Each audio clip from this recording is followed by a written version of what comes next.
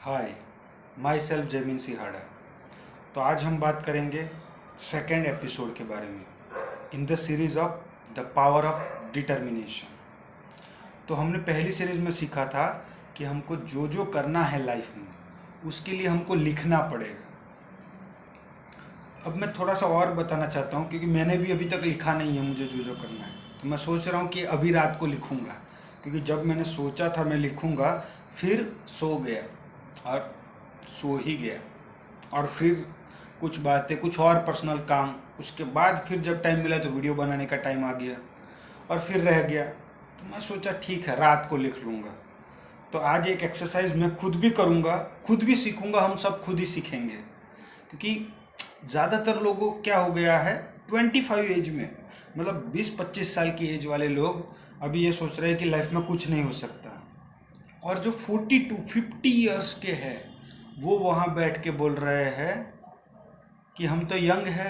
Sandeep Maheshwari sir का post देख लो, बोल रहे हैं I am feeling young eight 42। 42 की एज में यंग है, हम 25 एज की एज है और हम लोग सोच रहे हैं कि लाइफ में कुछ बचा ही नहीं है करने के लिए, अब नया कुछ नहीं कर सकते हैं। तो हम लोग ग्रो करेंगे। तो मैंने एक सोच लिया है कि जो भी हम इस वीडियो के थ्रू सीखेंगे उसको मैं भी अप्लाई करूँगा और साथ में ग्रो करेंगे, साथ में सीखेंगे कि उससे एक्चुअली में फ़र्क पड़ता है कि नहीं पड़ता है। तो आज रात लिखूँगा, तो जब तक ये सीरीज़ कंप्लीट होगी तब तक उसको फॉलो कर पा रहा हूँ, उससे क्या इफेक्ट आ रही है पूरा एनालाइज खुद करेंगे और खुद ही ग्रो करेंगे अपनी लाइफ में, खुद आगे बढ़ेंगे। हर एक स्टेप में छोटे छोटे स्टेप लेंगे लाइफ को चेंज करने के लिए, बड़े नहीं। कुछ बड़ा करके कुछ भी चेंज नहीं करेंगे, छोटे छोटे स्टेप, एक एक step, one at a time. हर एक स्टेप छोटा छोटा कदम उठाएंगे और साथ में कुछ ना कुछ सीखने की कोशिश करेंगे कि हमको जो भी करना है वो एक्चुअली में कैसे कर पाते हैं, एक्चुअली में कैसे करना है उसके बारे में बात करेंगे। तो मैं सोच रहा हूँ कि हमको अभी तो समझ में आ गया कि क्यों लिखना है, तो क्यों लिख दिया मान लो, अभी वो करना है। उसमें जो डटे रहने की बात है वो सबसे फेमस हो चुकी है कि नेवर गिव अप। अब नेवर गिव अप के दो पार्ट्स मुझे दिखाई देते हैं। मतलब कि एक पार्ट्स है जो कहता है कि हाँ नेवर गिव अप, मतलब कि अगर सुबह उठ के कुछ एक्टिविटी, जिम जाना है या सुबह उठ के कुछ और करना है, एक्सरसाइज करनी है थोड़ी सी, तो नेवर गिव अप उसको करते ही रहना है। उसके लिए नेवर गिव अप फॉर्मूला बना के रख सकते हो। लेकिन कुछ ऐसी चीज़ें हैं जो करियर है, कुछ ऐसे जहाँ पे फैक्टर अननोन्स है। मतलब कि एक है कि आपकी तबीयत ठीक है, सारे पैरामीटर सही से काम कर रहे हैं तो आपको एक्सरसाइज करना ही चाहिए, उसमें कोई दो राय नहीं है। बॉडी बनाना ना बनाना वो एक अलग लेवल है, लेकिन एक्सरसाइज करना, जिम में एक्सरसाइज करना, रूम पे एक्सरसाइज करना, दौड़ने के लिए जाना, चलने के लिए जाना, ये सब चीज़ें इसमें कोई नहीं है। हाँ, ये बोल सकते हो कि कंक्रीट सरफेस पे दौड़ना चाहिए या फिर मिट्टी वाली जगह पे दौड़ना चाहिए, ये सब अलग अलग चीज़ें हैं। लेकिन जो दौड़ने जाना है, ये एक्सरसाइज करनी है बॉडी की, उसके ऊपर क्वेश्चन नहीं उठ सकता है क्योंकि वो फंडामेंटल है। तो वहाँ पे नेवर गिव अप समझ में आता है। तो ऐसी कुछ चीज़ों में हम बात करेंगे। लेकिन पार्ट 2 जो मैं सोच रहा हूँ इस वीडियो के बाद, और एक पार्ट 2 बनेगा कल, वो क्या है, क्वेश्चन उठाएंगे नेवर गिव अप पे। कि हमने एक डिसीजन लिया, मानो मैंने आज रात को सोच के, मैं जो जो सोच रहा हूँ कि मुझे क्यों करना है, मान लो मैं सोचूंगा करियर वाइज मुझे ये सीखना है, ये करना है, क्यों करना है, इस वजह से। मान लो ये पढ़ना है तो ये करना है।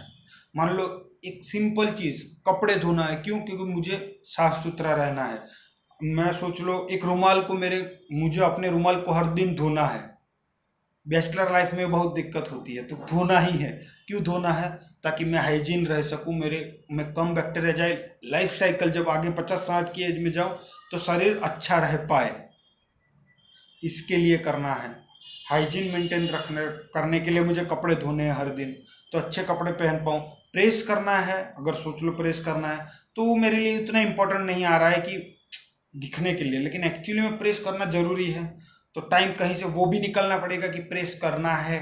तो जब आप क्यों रीज़न पे फोकस करोगे कि मुझे ये क्यों करना है, इस्त्री करना है, आयरन करना है, या फिर कपड़े धोना है, या ये दिन की एक्टिविटी जो बैचलर लाइफ में बहुत मुश्किल होती है कि हम लोग नहीं कर पाते जो करना चाहिए, या एक्सरसाइज करनी है, हाइजीन मेंटेन करना है, या एक मान लो कुछ भी सैनिटाइजर रखना है, बाहर खाते वक्त ध्यान रखना है।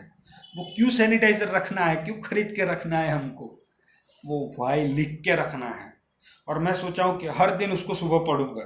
मतलब कि अगर सुबह उठ के मुझे जिम जाना है, कुछ मैंने लिख के रखा है, सुबह उठ के उसको पढ़ लूंगा एक बार।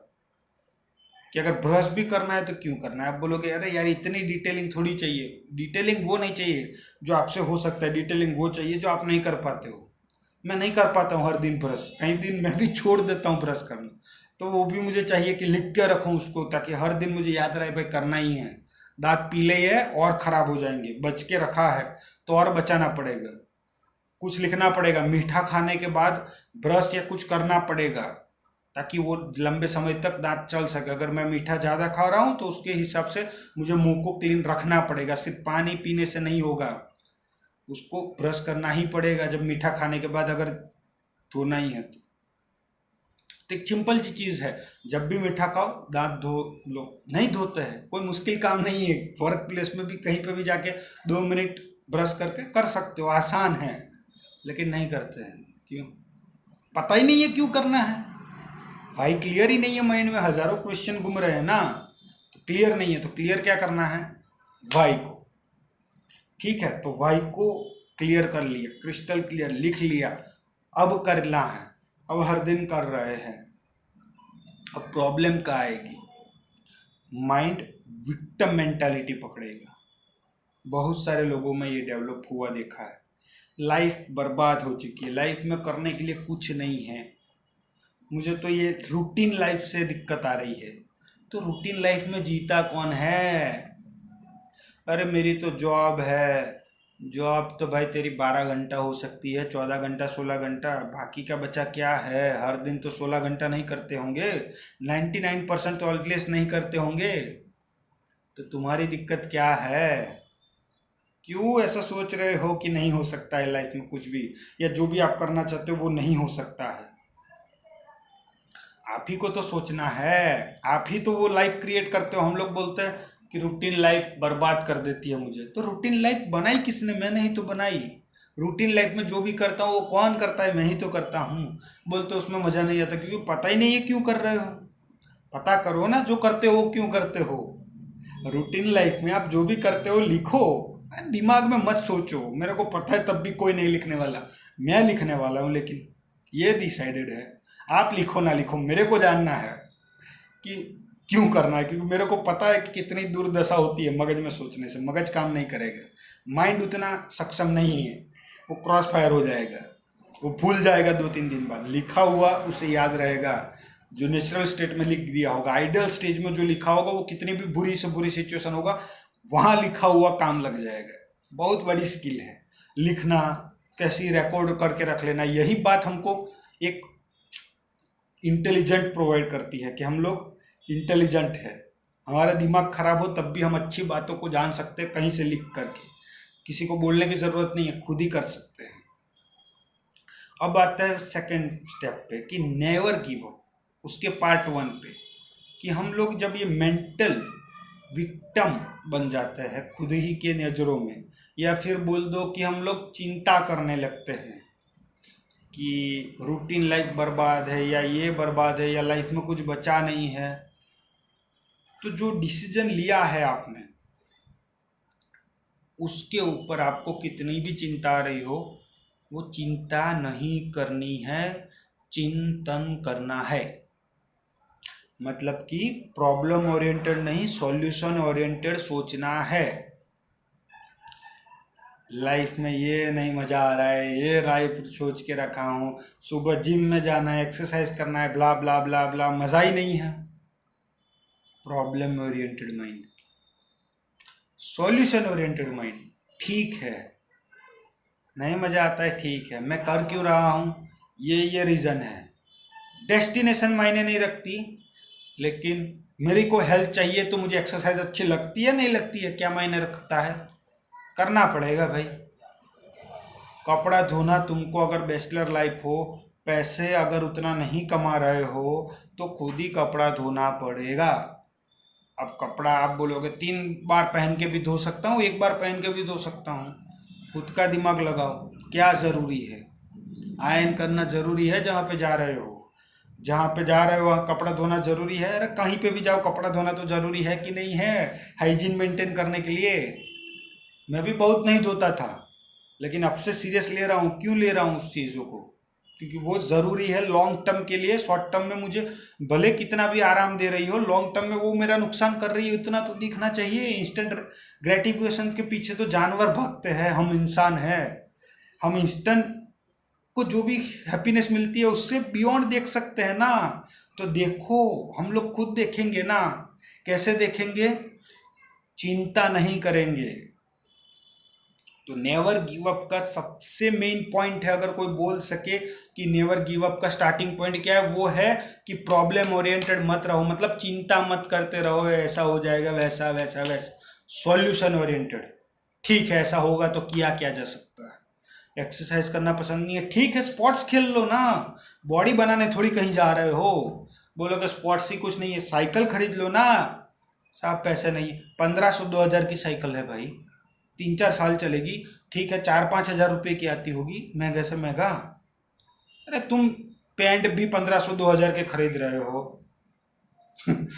2000 के शूज खरीद रहे हो, साइकिल 3-4 हज़ार की महंगी लग रही है। बढ़िया है, तो खुद चलने ही चले जाओ प्रभु। कहीं पे चलने के लिए जगह नहीं है। अभी बहाने ढूंढेंगे तो हजारों है, लाखों है। करना है तो एक ही रीज़न काफ़ी है। तो प्रॉब्लम ओरिएंटेड अगर हमारा माइंडसेट रहेगा तो देख लिया कि कोई भी ऑप्शन नहीं मिलेगा, ठीक है तुमको जो करना है कर लो, वही बचता है। अगर किसी का प्रॉब्लम ओरिएंटेड माइंडसेट है तो दुनिया का भगवान भी आके उसको चेंज नहीं कर पाएगा, जब तक कि वो खुद ना ये सोच ले। तो कैसा माइंड रखना है? Solution oriented. तो सॉल्यूशन ओरिएंटेड हम लोग कैसे रखेंगे अपने माइंड को? हम लोग रखेंगे चिंतन करके कि जो भी हम करते हैं वो क्यों करते हैं। मुझे लॉन्ग टर्म गोल के लिए वो चाहिए ना। तो अगर मैं कपड़े भी धो रहा हूँ, अगर मैं कुछ अच्छा कर रहा हूँ, अगर एक्सरसाइज भी कर रहा हूँ, तो वो लिख के रखो ना, समझ में आए दिमाग को। कि कितना भी बुरा समय चल रहा हो, जब पढ़ लो पता चले भाई कितना भी दिमाग तुम्हारा नहीं चल रहा है, तुम्हारा दिमाग सोच नहीं पा रहा है, पढ़ तो पाएगा। पढ़ लो वो लिखा हुआ जो आपने खुद लिखा है अपने एक्सपीरियंस के। कोई आपको क्यों चाहिए, किसी और को नहीं, आपको क्यों जाना है उस पर? वो खुद ही लिखा हुआ है, खुद ही तो पढ़ सकते हैं ना हम लोग।